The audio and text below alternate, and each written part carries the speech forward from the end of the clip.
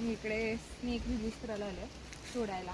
तर बघू शकता किती सुंदर जंगल आहे, मस्त आहे. आणि असं वाटतं की इकडंच राहावं, इकडनं कुठं जाऊ नये, कारण सिटीमध्ये राहायला तर असं कंटाळासुद्धा येते.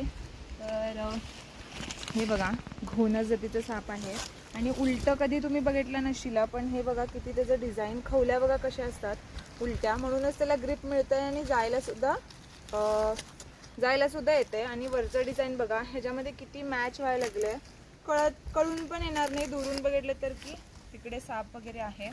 आणि बघा कसं सुंदर आहे त्याचं डिझाईनसुद्धा, नेचरनी किती सुंदर डिझाईन बनवलेली आहे त्याची. तर आता थोडंसं ते हळूहळू समोर जाते बघा कसं.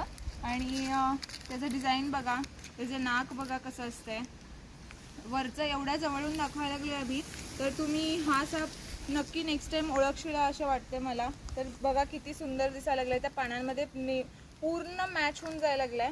आणि किती सुंदर तो आपल्या सोडल्या नेचरमध्ये निघून गेला.